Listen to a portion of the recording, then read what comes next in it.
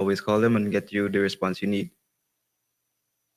In our meeting room, in our the rooms such as this one, we do not have cameras, but apart from other parts of the building, we do, and we are constantly monitoring them 24/7.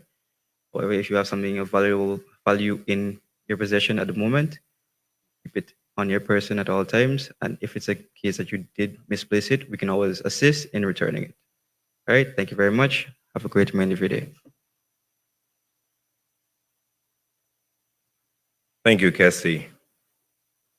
Honorable Vikram Barrett, Minister of Natural Resources, Mr. Alistair Routledge, CEO, President of ExxonMobil Guyana, Dr. Peter Ramsarup, Head of Go Invest Guyana, Mr. Eldon Marks, CEO of V75, and the only lady at the head table, and by no means the least person there, is Kiana Wilberg, CEO of the Guyana Energy Conference and Supply Chain Expo.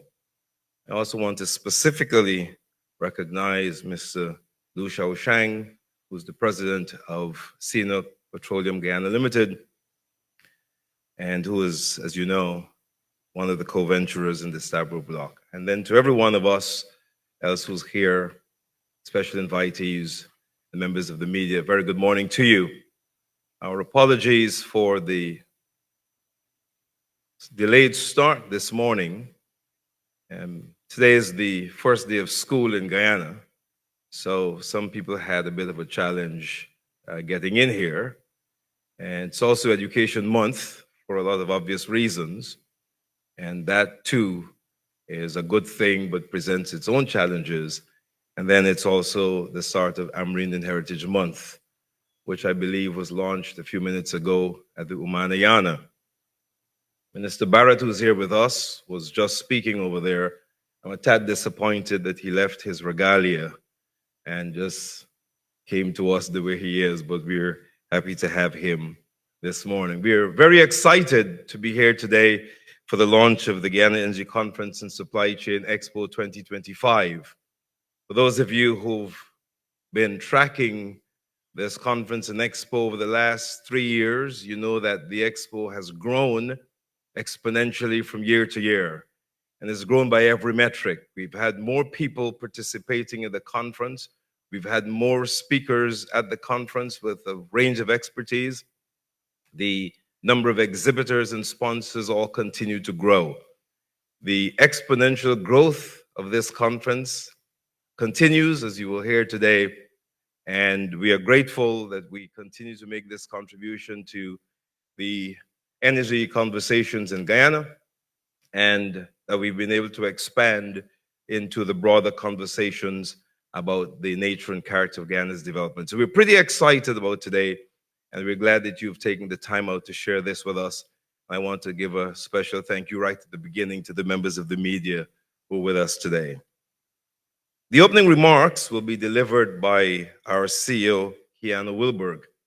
And while no one at this table needs any real introduction, I wanted to make an exception for Kiana, given that she's in this new role. I want to give her some time to recognize that when she gets here, the cameras and the media will be facing her rather than the other way around. Kiana has had just over a decade of a distinguished career as a journalist. I think I could boast that I have known her and worked with her for all of those 10 years. And in an industry now where people don't spend a long time, Kiana has put in significant time, done considerably good work. And in recent times, since the advent of oil and gas, she spent a lot of time honing her skills and deepening her knowledge in the industry.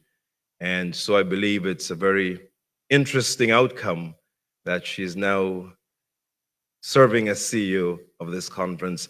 And I believe that that experience would serve her well. And it's my delight to introduce her to make opening remarks to you today. Kiana Wilberg.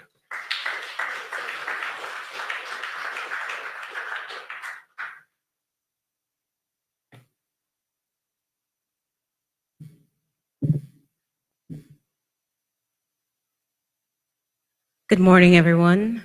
I'd like to stand on all protocols already observed. It is my distinct pleasure to welcome you all to the official launch of the Guyana Energy Conference and Supply Chain Expo 2025, which will be held at the Marriott Hotel from February 18th to the 21st, 2025. The fourth installment of this premier event will be held under the theme Connecting the Dots, Integrating the Future. While the registration process is expected to be open soon, the event is already poised to attract at least 7,000 delegates, feature 180 plus booths, and host 70 plus distinguished speakers. Even prior to our launch today, I am pleased to share that we have 82 companies on board with over 100 booths sold. Our sponsors thus far include ExxonMobil Guyana, Technic FMC, Noble, Stena Drilling, Expro Guyana Inc., BK Group of Companies, and MECP Sales and Services. Permit me to extend special commendation to ExxonMobil Guyana, which has returned for a fourth consecutive year as our title sponsor. Your support has ensured that this flagship event remains a staple in the calendars of leading authorities from over 40 countries. While spots are also very limited at this point in time, the Secretariat wishes to express its heartfelt thanks for the support received thus far from hundreds of industry stakeholders, as well as key government agencies. For Conference 2025, we intend to continue our leadership in presenting Guyana as not just an oil and gas proposition, but a growth pole for multiple industries. Importantly, our conference will continue to lead critical discussions, which remind us that the road to sustainability is a shared responsibility. Hence our theme, Connecting the Dots, Integrating the Future.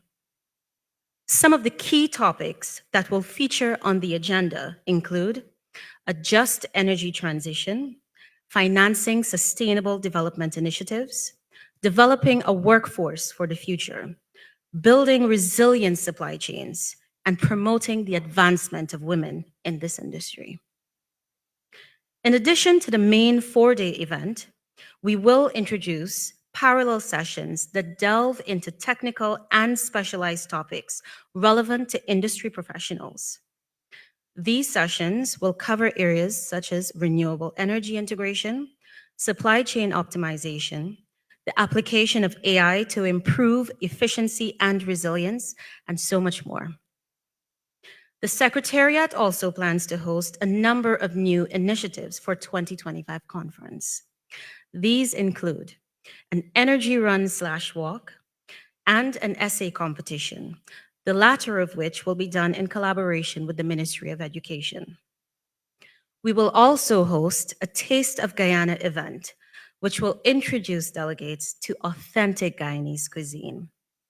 This will be done in collaboration with our Ministries of Culture and Tourism. We will also use this platform to invite delegates to not just come for conference, but also stay for Mashramani. This will be in keeping with our drive to be on the front line of showcasing the socioeconomic and cultural strengths of our country. We are also pleased to share that a conference village will be another major attraction. This event will feature a farmers market and arts and crafts vendors. The Secretariat is also in discussions with the Ministry of Education to explore opportunities for broadcasting key segments of the conference to remote regions. This initiative in particular aims to ensure that even the most distant communities can participate in and benefit from the insights and discussions shared during this event. There will be separate launch events for these new initiatives later this year, during which time more details will be released to the media. To ensure that we continue to drive the discourse on national development and industry-leading trends, we have created the Energy Perspectives podcast.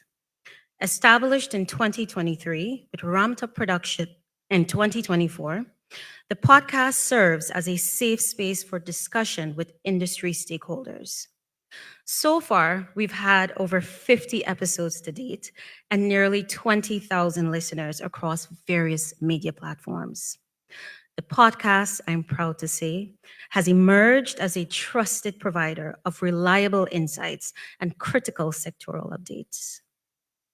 Esteemed guests on our podcast have included the President, Dr. Ifran Ali, former Colombian President Ivan Duque, and industry leaders from ExxonMobil, CNOOC, and SBM Offshore.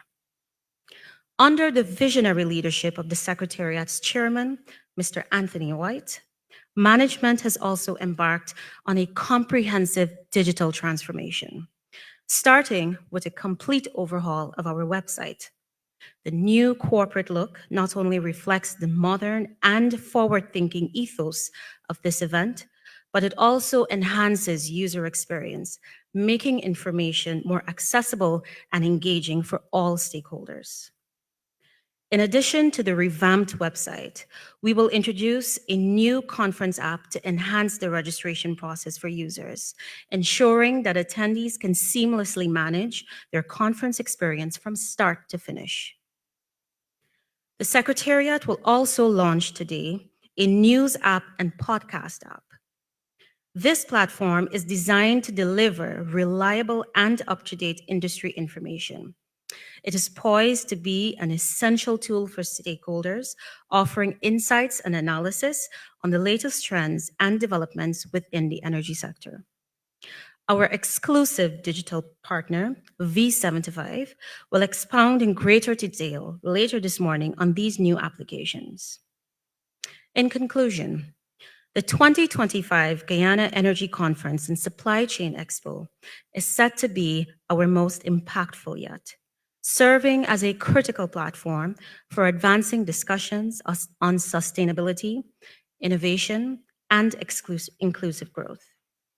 As we navigate the dynamic landscape of the global energy sector, I am pleased to say that this event is no doubt poised to become the Super Bowl of regional energy conferences, doing its part to leave a roadmap behind for future generations to follow on how to grow and promote sustainable economies.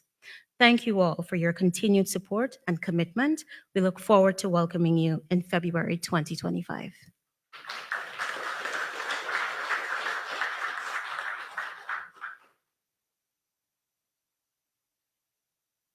Thank you, Kiana. I think this is a great start. What do you think? Nobody thinks. Thank you for thinking. I heard that. I'd like to also welcome the Honorable Robeson Ben, Minister of Home Affairs, who just arrived at the event. It's now my pleasure to invite the President of ExxonMobil Guyana, Mr. Alistair Routledge, to deliver remarks. I have a feeling you're a 4-year veteran, right?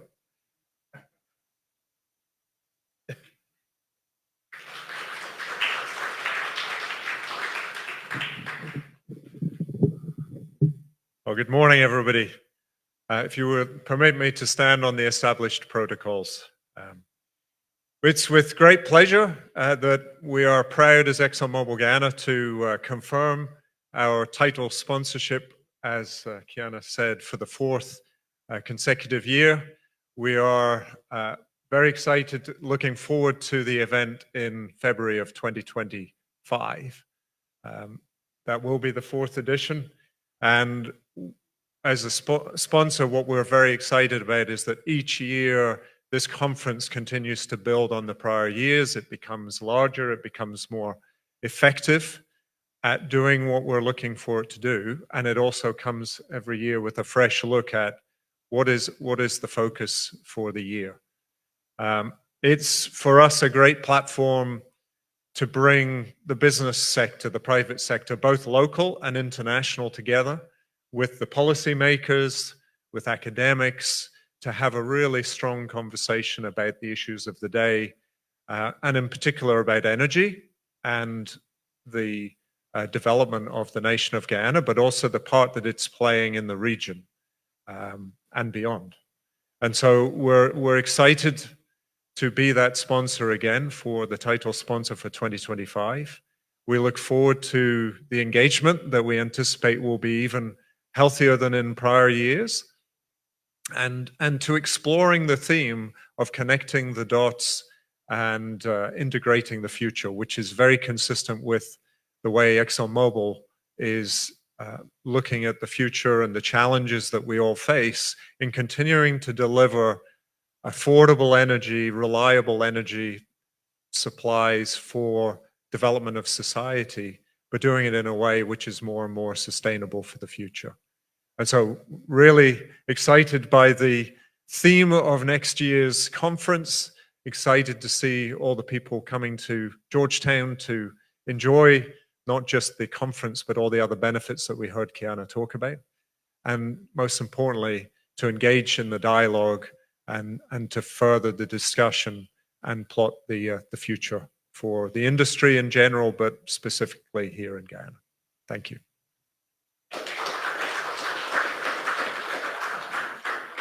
Thank you, Alistair. We're going to pivot to the Guyana Office for Investment, and Dr. Peter Ramsarup would be speaking from the table. He has temporarily set aside his ability to come to podiums with alacrity. Peter, I believe that would do nothing to diminish your passion for the subject at hand, and so I invite you to make your remarks now. Thank you, Alex. I appreciate you not coming up with a story that would have. I actually have come up with it, but I'm not going to tell it now. Would have had me answering other questions today. But it's a pleasure to be here at the fourth edition of this conference, honorable ministers that are present. You know, what is exciting over the last 4 years in Guyana, and we've all been here, a lot of us has experienced the real development, the transformation that has taken place. You know, when His Excellency was campaigning, along with many of us, you know, we presented, you know, what the political term called manifesto in Guyana. And it outlined so many initiatives that we wanted to accomplish in the 5 years of government, the first 5 years of government. And when you look at what has transpired today, and you look at when this energy conference started and what was its directives, you would have put the two together to see many of those things. You know, we are, you know, almost at a 100% getting there completion. But what has been important over the last 4 years, given this was initially an oil and gas conference, a lot of focus was on the oil and gas sector. You know, we saw the GDP growth went from 62% in 1 year, this first quarter, to 49%. But what was most fascinating about the last 4 years, given that the first 4 years was oil and gas, was our non-oil industry grew at 11% last year, first quarter this year, over 12%, the president announced recently. So it described why the conference has added this supply chain component. I know I see the head of a major asset group, CEO of Qatari in here. You know, when the Qataris announced, for example, $350 million investment in the lakeside or the hotel side resort, recently in Esquibo Coast, for example, this weekend had the Chambers of Commerce, which many went to, present, have a stadium being built. But what little do you know that we have over close to 200 new rooms of hotels being built in Anna Regina. We just announced in Berbice, for example, a 150-room hotel going up right next to the stadium. When you think of the energy cost coming down in 2025 as promised by our government, what happens 25 and beyond when our president takes office again? It's the shifting of the next phase of Guyana development. That's that new wave, which is some of both the small, medium, and large projects. But when you think of cheaper energy, you think of bauxite finds, you think of alumina. When you think of glass, you think of silica sand, you think of glass. The gold refinery, those things are things that we dreamt about. When you think of deep ports, the connection to northern Brazil, when you look at a relationship with the DR, we got a Chambers president in our midst, and what we're building between the DR and Guyana, it tells how fast and how far Guyana has come. And the transformation the president, I believe, has achieved and will probably achieve 2030 goals by 2027, the pace he's going. And it puts us in line as an investor, as a conference attendee. What is your goal coming into this conference? It is really maybe too late, but maybe it's to understand the next phase.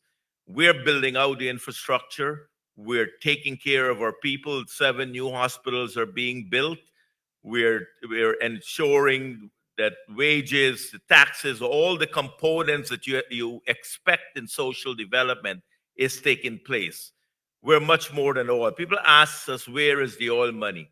And a simple answer is, would I rather some dollars in my pocket, or my kids have to walk out on a mud road and then catch a bus to drive a good way to school, and they come home, they're tired, they've got to wash their clothes? I would want that road first. I would want that new school first. I would want the folks to be happy. And that's what our government has put in place in the first phase of transformation. So this conference is going to pivot the supply chain, the fact that we're moving aggressively in the agro-processing arena. I mentioned to the U.S. ambassador the other day, Dole, who is one of the major providers of canned goods in the CARICOM, Dole got 2 choices. They either could come to Guyana and set up a factory, or maybe we put them out of business with some local vendor. And the good part about our investments over the last 5 years is that a local investor, going from Vichy to Nick Boyer to Aiden Hotel, the Alfonso, these are all locally funded investments. So we're proud of our private sector stepping up, working with government. Government is there to enable the private sector, and our office is there to encourage and work with investors. As you come in for this particular conference in February, you know that we will be there to guide you and how you can do a better job in your investment. And ultimately, I repeat, the president said, we don't care if you make money. You make your money, you treat our people right, you pay your taxes, and we're all happy. Thank you very much.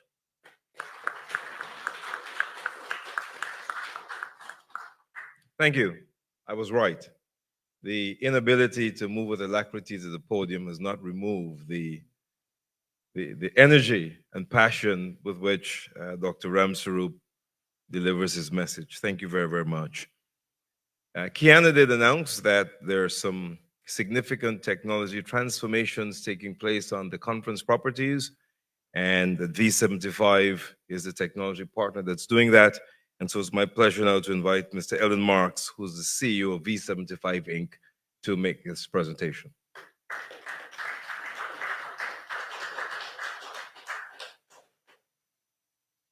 Thank you, Alex.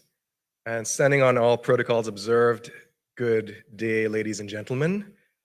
I believe what serves to lay the contextual foundation of what I'm about to introduce would be to introduce V75 Inc., just to spend a little time in terms of talking about what we do.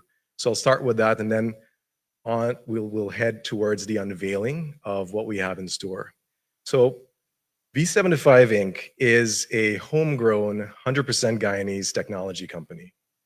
We've engineered conversational AI solutions as well as custom-built enterprise software for companies worldwide.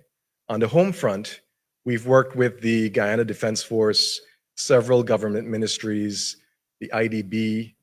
We've even worked with contractors within the oil and gas sector.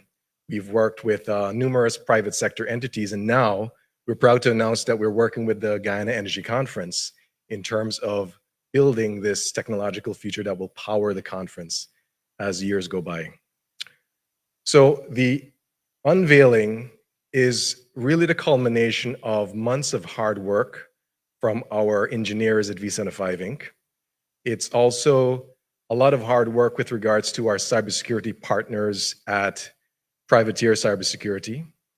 And we've also worked in lockstep with the GEC team since day one. What this represents is a phase one release of a three-phase delivery that will take us all the way to Conference 2025, but it leaves a lot of scope with a solid technological foundation for us to evolve this solution conference after conference. But what it really represents is the Guyana Energy Conference's embracing of technology, their investment in technology, especially at this scale.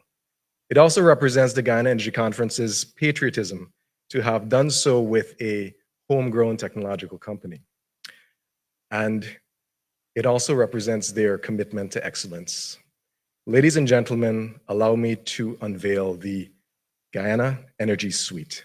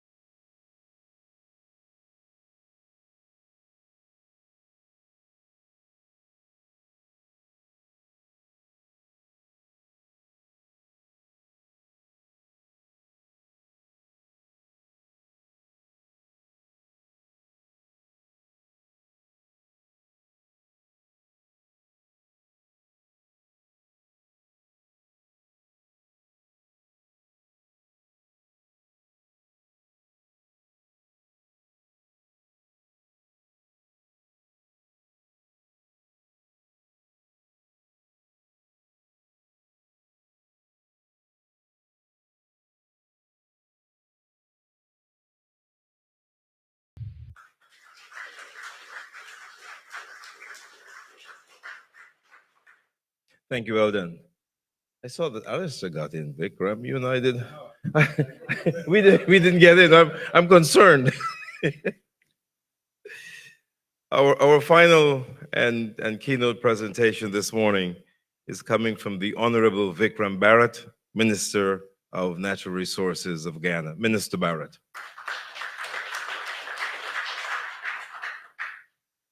Thank you, Alex. And since I didn't make the cut with Alistair, I should just say ditto and let's move on. But indeed, first of all, I would like to echo the same sentiments from all who spoke before me and outlining the vision of not only the NG conference, but also our government and where our country is heading.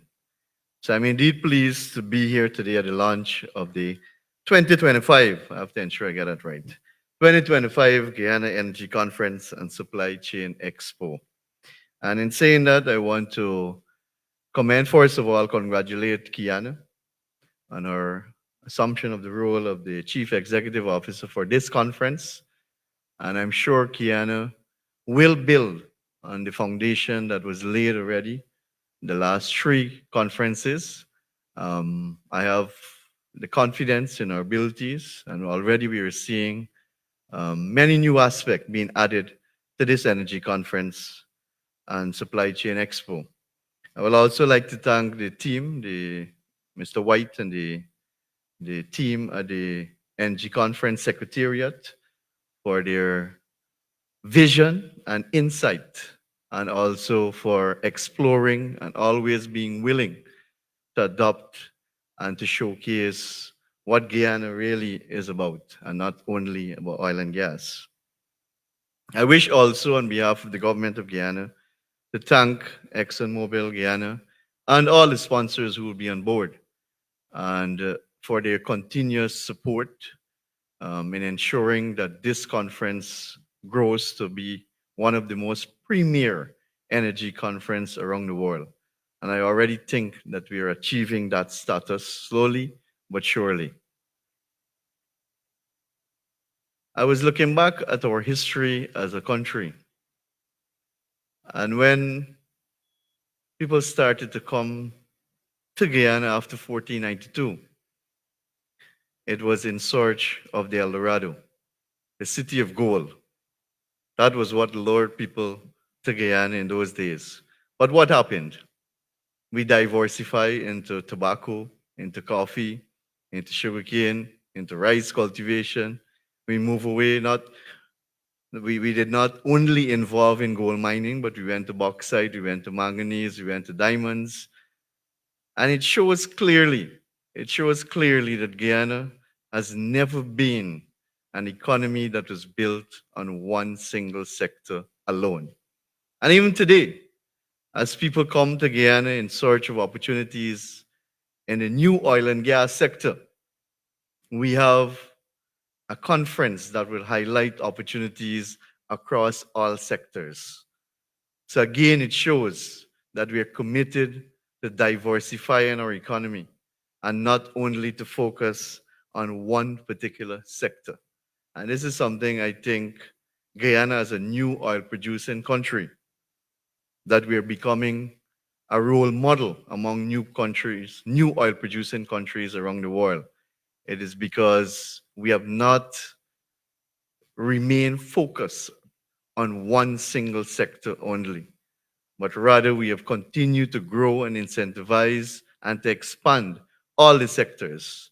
That today, when we launch our energy conference, it is not only an energy conference, but is a supply chain expo.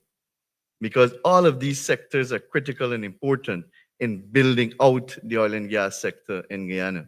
And we are seeing those opportunities today.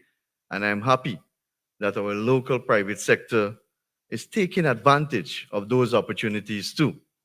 Sometimes I know we are very critical of the private sector not stepping up as much as they should, but we also need to recognize the ones who have really taken that bold initiative and step to invest in the oil and gas sector.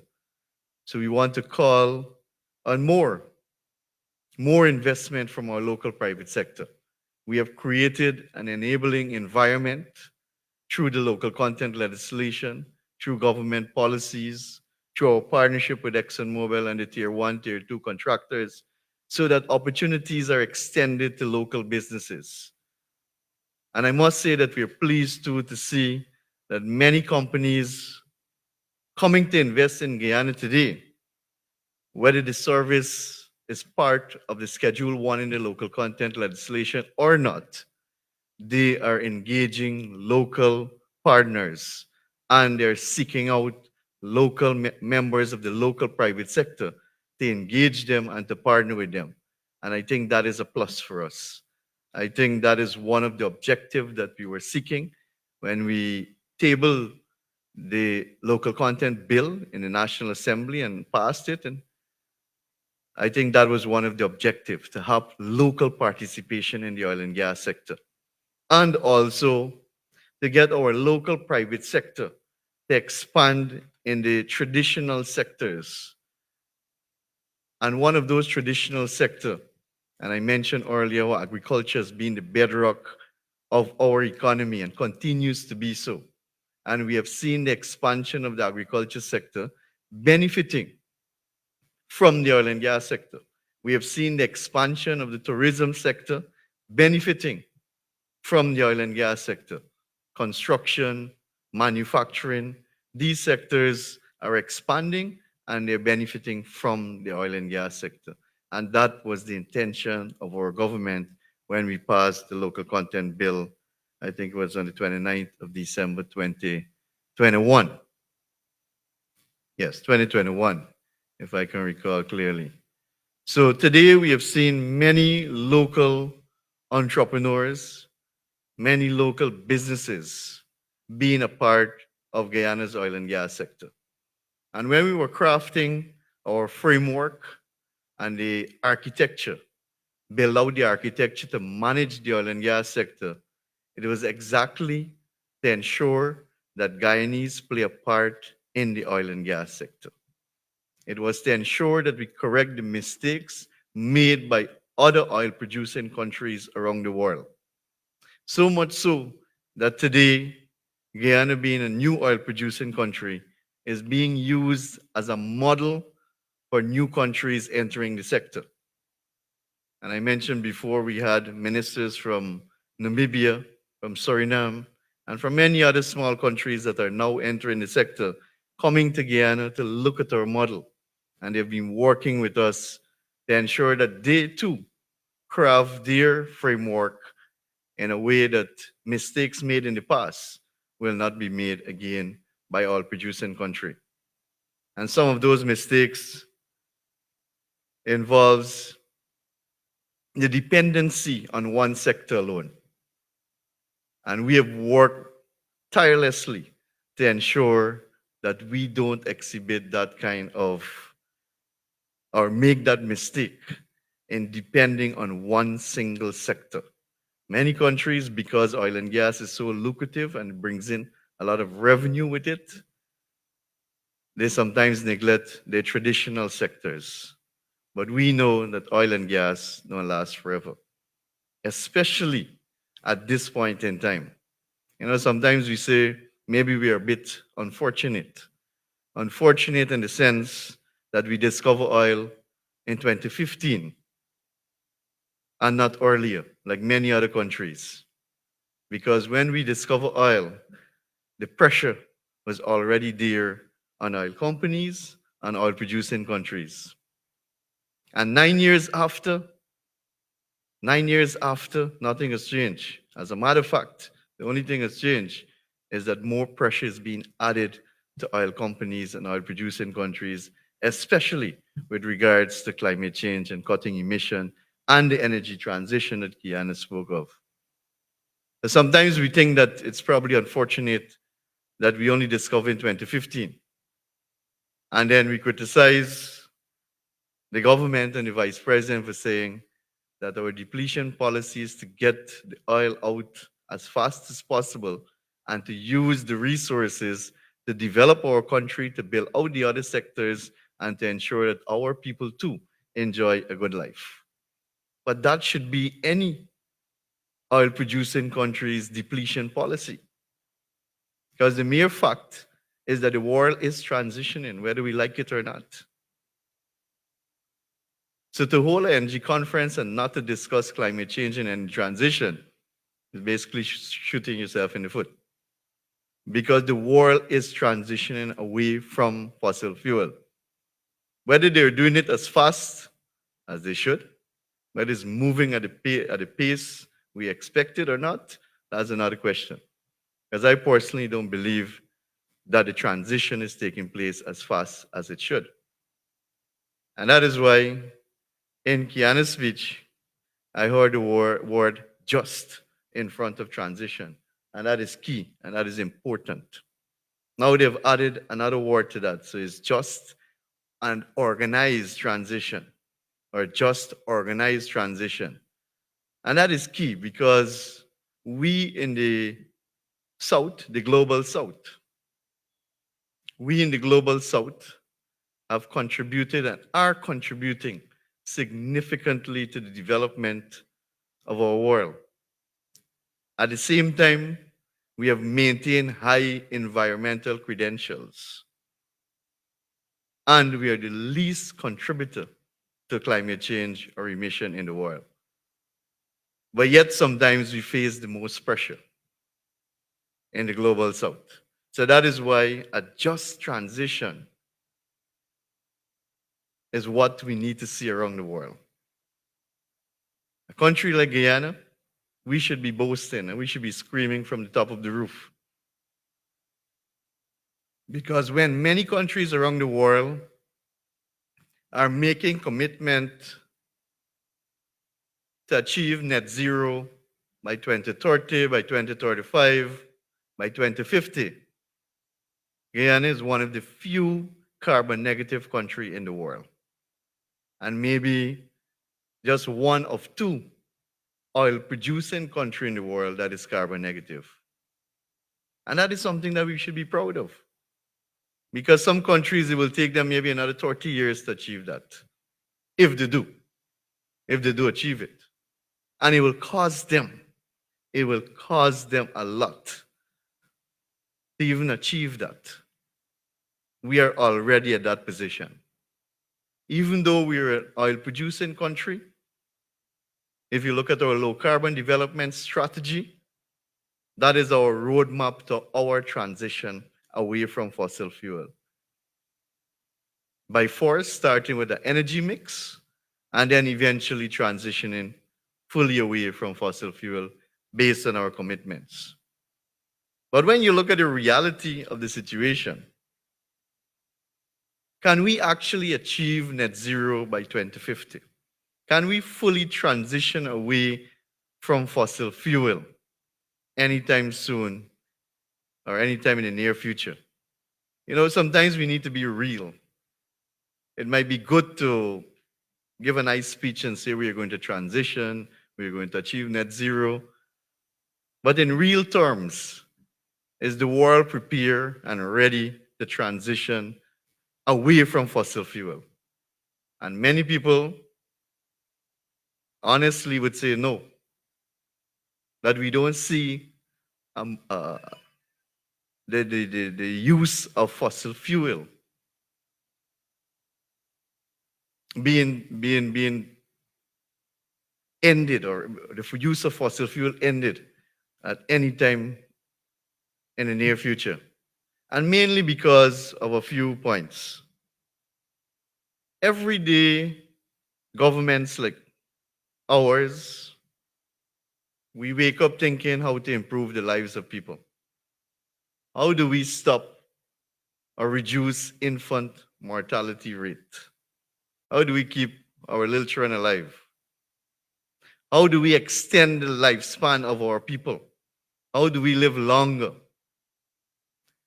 And if there are many other governments around the world like Guyana, it simply means that we will have less deaths at birth and people would live longer than they usually are right now. And that translates to energy demand. It is estimated that in another 20 years from now, 20 to 30 years from now, the world's population might grow by over 2 billion people, probably taking it over 10 billion. That translates to demand for energy. There are about 500 million people in the world today, as we speak, who live without energy, who live without electricity power supply. Should we keep them in the dark? Or don't they deserve what we are experiencing too? That requires the demand for energy. Everyday government like ours are working to ensure that the people at the bottom, that they can elevate themselves and they can move to the middle upper class and they can live comfortable and they can own not one motor car but two. And they can live a better life. That translates to demand in energy. So sometimes we need to take all of that into consideration when we make all the commitments with regards to moving away from fossil fuel. As it is today, fossil fuel is the only, I think it's the cheapest, most reliable energy source. Most reliable. Because renewable energy comes at a hefty cost. And to date, the technology is not there to ensure that it becomes more reliable than the use of fossil fuel. Sadly so. So that is the real world that we live in. So when we speak of transition, we need to take these things into mind. We need to bear it in mind. And again, we must ensure that it is a just and organized transition and not just a transition. So I think these are some of the things that we will discuss more in depth at the Energy Conference 2025. And as I think Alex mentioned, I don't know if by design, but it will finish the day before Mashramani.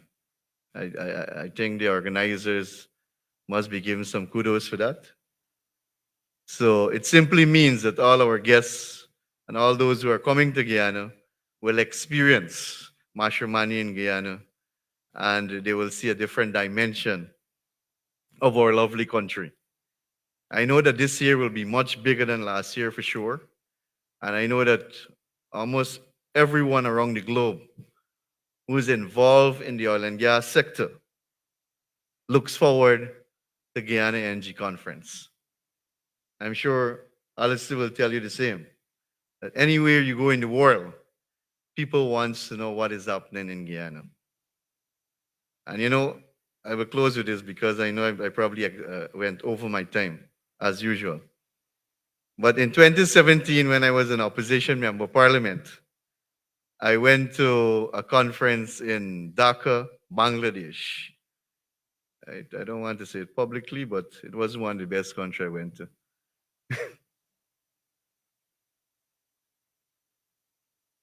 That's why I whisper it. Anyway, I went to Dhaka, Bangladesh, mainly because it is overpopulated. It's a city with 10, 12 million people, right? And the only thing you can do is from the conference to the hotel to the conference. That's all. I saw the conference hall and I saw the hotel room. Nothing else.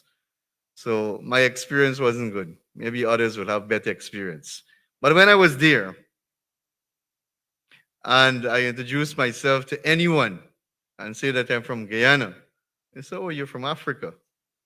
That's the first thing. "You're from Africa." I said, "No, I'm not from Africa. I'm from South America. I'm from the West Indies. I try everything almost." But because in Bangladesh they're big cricket fans, I had to use cricket to explain where I'm from. But I still didn't think they figured it out. They just know that, oh, Brian Lara, oh, Chano, oh, yeah, we kind of know where it is. But today you go anywhere in the world and you tell them you're from Guyana, believe me, they know where Guyana is.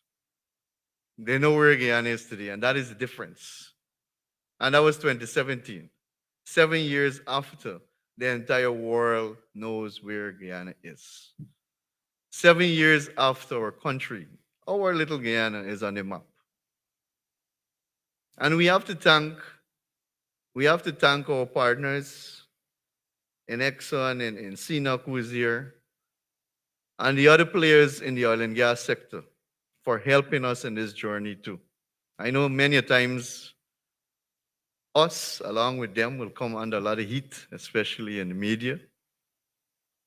Some of it, I must say, is not justified, or a lot of it not justified because of lack of knowledge of the sector or ignorance of the sector on some part, that we attract criticism that is not really warranted on the sector. But we need to recognize the role that the COVIs and the other companies in the other block and the government would have played in ensuring that we build out this world-class sector that is being recognized worldwide. That today, almost everyone wants to come together and invest, or everyone wants to be a part of what is happening in Guyana. And that is what this conference will showcase. So again, I'm happy to be a part of this launch. And I know for sure that 2025 will be a bigger, better year for the Energy Conference and Supply Chain Expo. Thank you.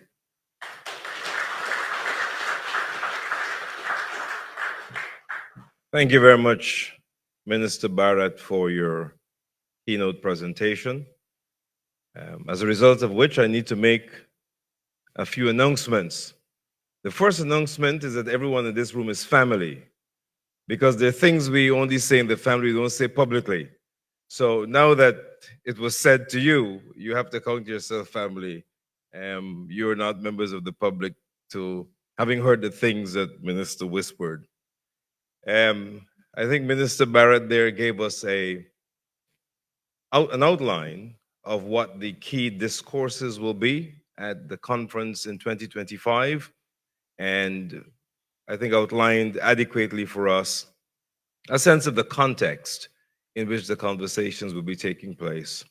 And I think that was necessary because it forms part of how we're going to be able to continue to promote this conference to attendees and to sponsors and investors alike. And so we are very grateful to Minister Barrett for that presentation. This is a media launch, and so we have to make some time for the media to pose some questions. We're just slightly over time at the moment, but I've negotiated some time at the table, and so we're going to take some questions. I just want to remind members of the media that I know you have a ripe tree full of very big fruit here.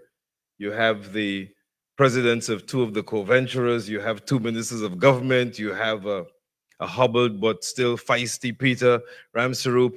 And so there are a lot of things I know we could ask them, but I'm asking you to let's constrain the questions to the issues related to the conference, given the fact as well that we have such limited time left. We just have time for a few questions. So if we're going to get the microphones at the table turned on, if someone could help us with that real quick, and then we could take some questions. Just let's do this quickly. If you have questions in the media, just get your hands up there. There should be a microphone back there for media, and let's do this quickly.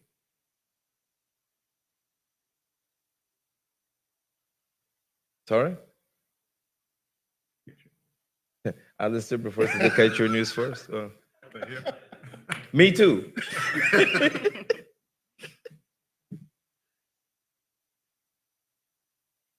They don't want to be first. That's the problem. All right. Is this an indication that we have no media questions? Right. That's for real? You answered them. Like, am I in a parallel universe? Waiting on Thursday. Thursday at 2 p.m. Thursday at 2.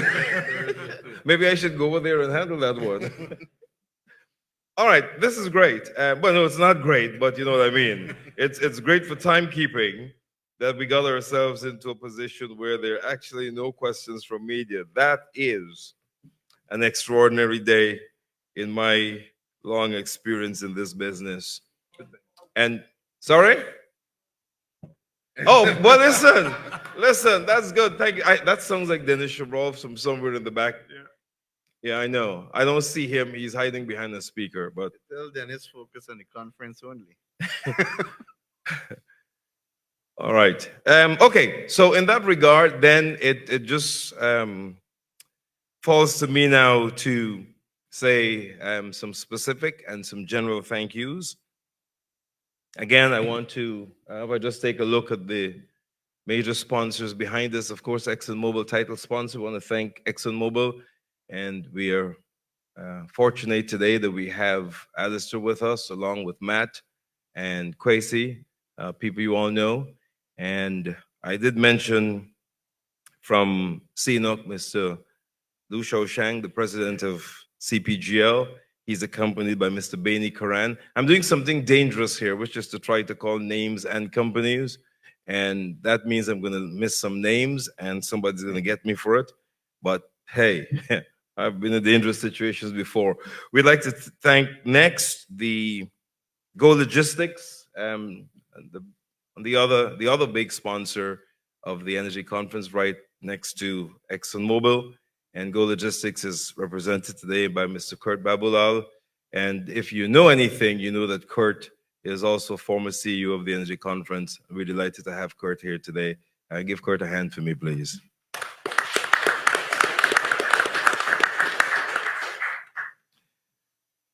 Other major sponsors, Technic FMC, Stena Drilling, Kestrel Guyana. I could recognize him. Alan Newark, the country manager, up there next to Minister Ben. Thank you very much.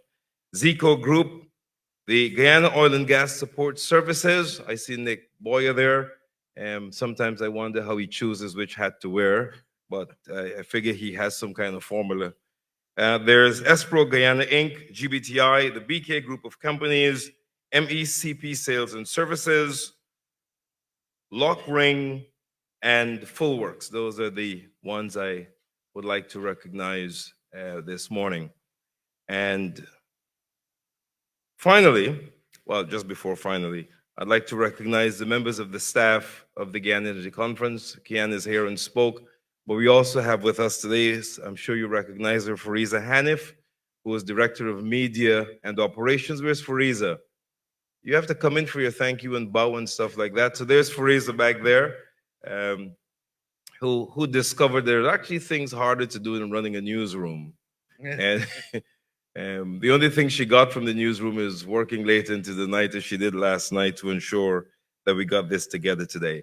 Also from the staff of the Secretariat, we have Javid Tilakdari, Kamini Ganesh, Rohan Alert, and Marcia Collins. They are present with us today. Finally, we'd like to thank all of you who took the time out to come. This event would not have succeeded without your presence. The conference will not succeed without your sponsorship, support, and participation. And so I want to thank you in advance for that. Continue to have a great day and a great week. If you have kids in school, I'm sorry for you, but you just got to do what you got to do. We have some refreshments outside. Let's hang around and mingle for a little bit, and then you could go off to relunch. Thank you very much. Looking forward to seeing you at our next event and at the conference.